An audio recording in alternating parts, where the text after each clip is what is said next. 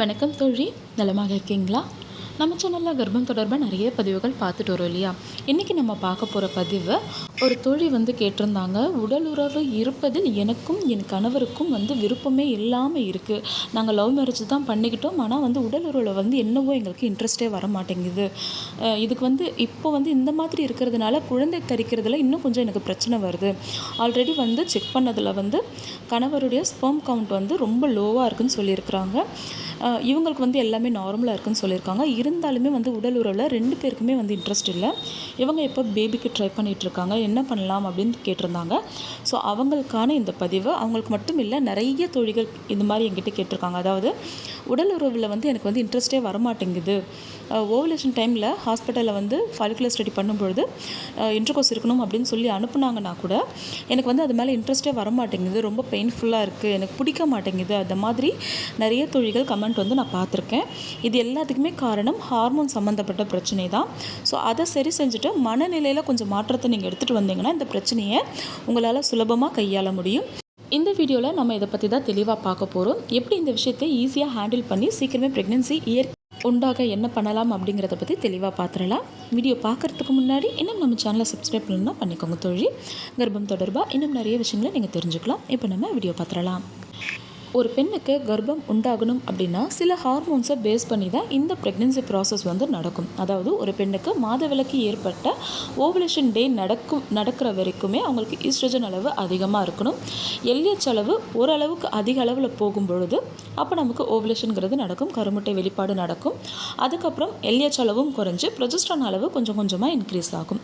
So நமக்கு implantation நடக்கிறதுக்கு ரொம்பவே ஏதுவான ஹார்மோன் ப்ரொஜெஸ்ட்ரான் தான். ஸோ அது சுரக்க ஆரம்பிக்கும்.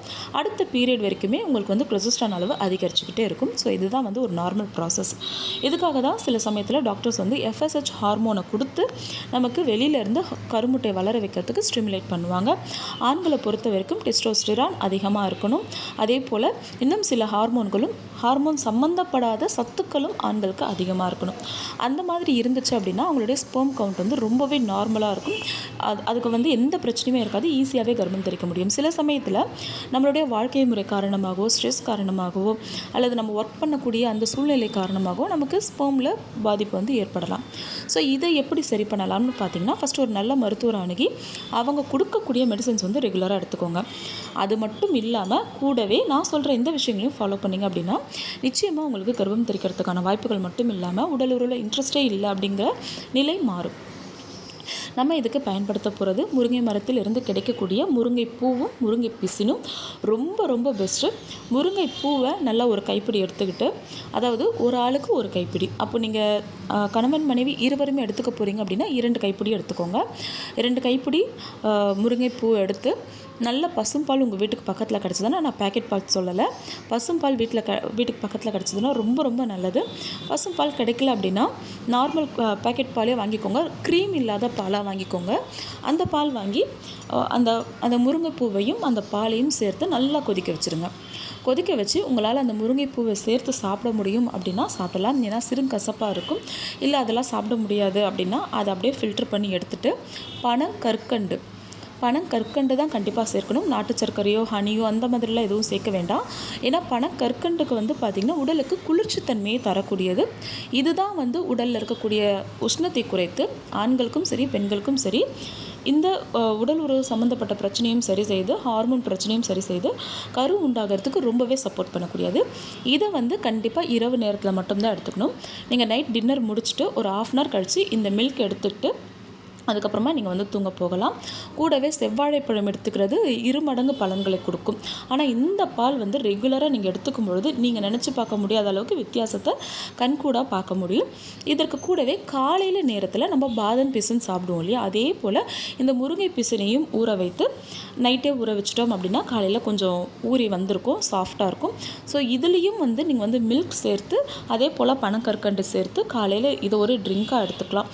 இல்லை நீங்கள் எப்படி பால் சேர்த்து குடிக்க பிடிக்கல அப்படின்னா இதில் வெறும் பனங்கற்கண்டு மட்டும் சேர்த்து அந்த முருங்கை பிசினை வந்து நீங்கள் வந்து அப்படியே எடுத்துக்கலாம். முருங்கை பிசின் மாதிரி பாதாம் பிசினும் ரொம்ப ரொம்ப நல்லது. ஏன்னா ரெண்டுமே வந்து குளிர்ச்சியை கொடுக்கக்கூடியது. ஆண்களுடைய விந்தணுக்கள் சம்மந்தப்பட்ட எல்லா பிரச்சனையுமே சரி செய்யக்கூடியது. ஒரு நாள் நீங்கள் பாதாம் பிசின் எடுத்துக்கிட்டிங்கன்னா அடுத்த நாள் நீங்கள் முருங்கை பிசின் கூட இந்த மாதிரி மாறி மாறி கூட எடுத்துக்கலாம்.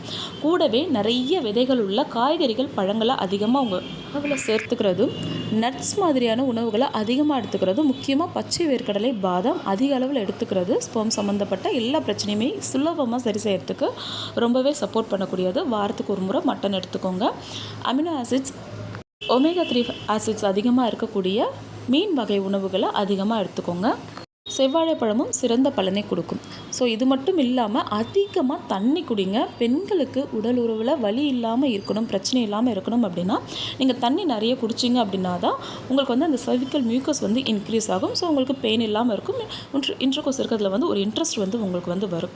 ஸோ எப்போவுமே ஒரு நாளைக்கு ஒரு 3 லிட்டர்லேருந்து 4 லிட்டர் வரைக்கும் ஆண் பெண் 2 பேருமே தண்ணி குடிக்கிறதுக்கு முயற்சி பண்ணுங்கள். கூடவே மனதையும் கொஞ்சம் ரிலாக்ஸாக வச்சுக்கோங்க. ரொம்ப ஸ்ட்ரெஸ் எடுத்துக்காதீங்க, ரொம்ப டென்ஷன் ஆகாதீங்க.